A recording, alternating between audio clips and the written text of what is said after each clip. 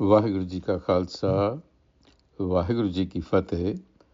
Welcome to this segment of Coach Gurbani's a-sabad-a-day. The reading is Suhi Mahalla Panjama, composition of the fifth Nanak in the Rag Suhi.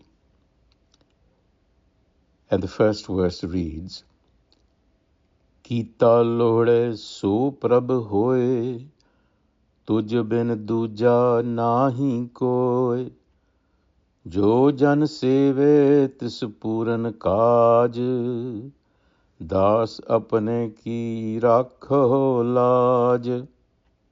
So the literal translation, the general translation reads, whatever you wish to bring about, Kita Lorah, O Prabh, that alone comes to pass. So Prabh Hoi. Other than you, tuj bin, there is no one else. Duja nahi koi.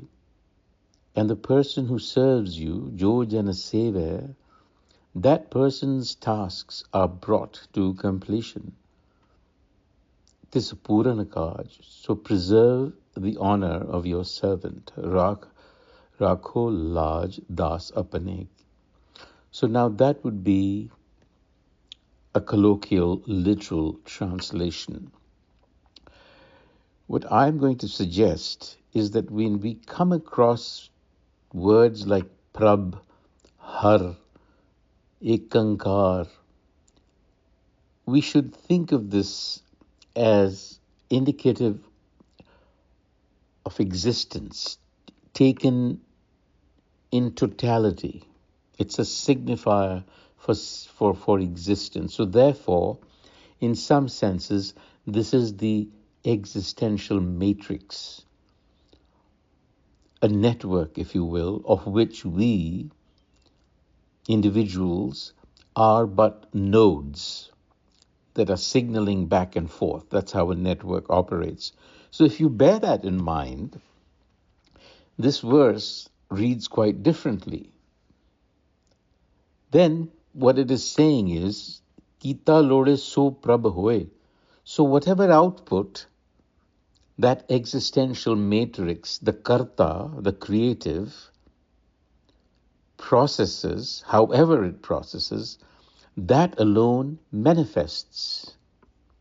So Prabh Hoi.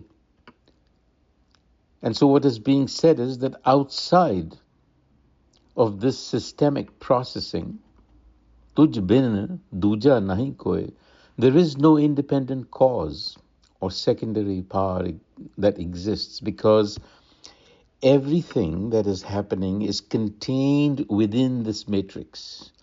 The matrix knows, has perfect information, if you will. So when an individual, das, the slave, this is a master-slave relationship. When a node aligns its service to the whole, its actions achieve complete structural fulfillment. Puran Kaj. There is that fulfillment that is required of the structure. What you're doing is preserving the functional integrity of your own customized instrument. So if you read it this way, then you realize this dismantles this illusion of control. After all, a local node cannot force its own outcomes. There is no vending machine where to drop a desire and force the universe to respond.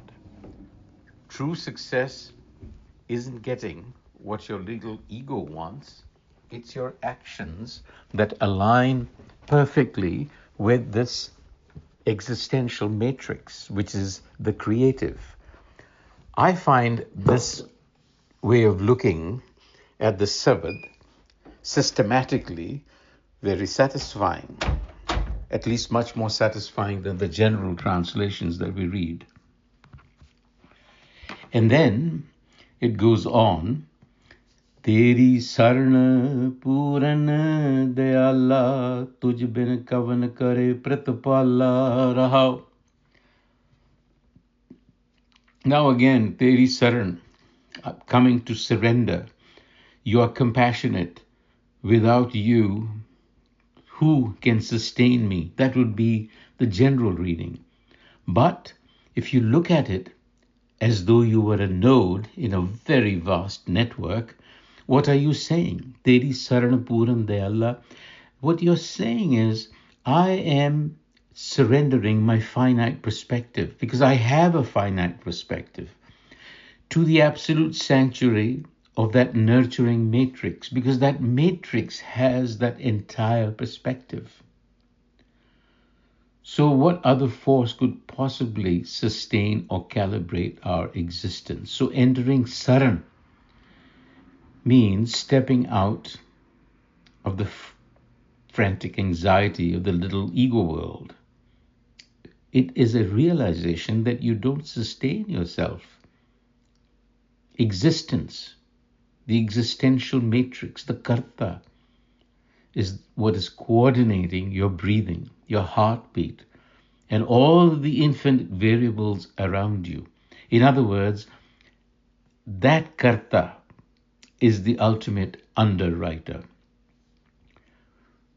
Jal thal mahiyal reha bharpoor, nikat vase nahi prabh dur. Log patiare kachu na paiye, saach lage ta hau mein jaiye.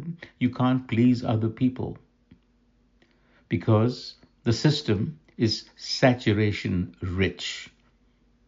It permeates the waters, the lands, and the space of the cosmos. It operates as an immediate, intimate presence, never distant from any point. So seeking validation within the theater of human opinion yields nothing. It is only when you anchor yourself in this real matrix does the illusion of isolated ego dissolve. What is being said here is that this matrix is constitutive. It's not separate from you. It is what constitutes you. It isn't watching you from a distant cloud. It is the water. It is the land. It is the very space you occupy. Therefore, pleasing people or managing your ego avatar for social clout is a total waste of processing power.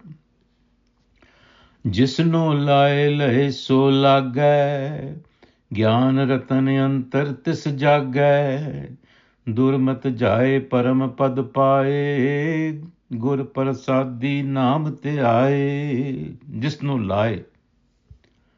Whenever there is this interface with a node, that node plugs into the network. And then what happens? Gyan Ratan, the jewel of systemic awareness, awakens. The lights go on in that node's particular consciousness. And that distorted linear programming of the ego drops away. Durmata jai, parampad pawe. And the node begins to signal in harmony. And this is the Guru's blueprint. This is the knowledge principle that resonates in us. So you cannot think your way out of the ego bubble using the ego's own tools. The awakening of a human node is systemic calibration, Guru Prasad. When the system awakens a node, its old toxic linear programming is wiped out, and it reaches Parampad, where it views reality objectively from a system's perspective. And that is the awakening of inner wisdom that dissolves the distortions. Naam becomes living awareness. Doe kar jod karo ardas, tud pave ta aan hai ras. Kar kirpa apni bhakti laye, jan nanak prabh sada dhyaye. Doe kar jod, projecting this intention through an integrated mind. Doe kar jod, integrating one's dualities and projecting your intention, ardas, tud pave, trying to align with the expression of the ultimate. You're looping your actions into continuous devotion. So this is the integration of human dualities, good, bad, future, past, into a single point of presence. And ardas is not the demand for a miracle. It is an ego node sending an impulse into the system with the ardas saying, execute this if it fits the grand harmony of the whole system. Je tud pave. Vaheguru Ji ka Khalsa, Vaheguru Ji ki Fateh.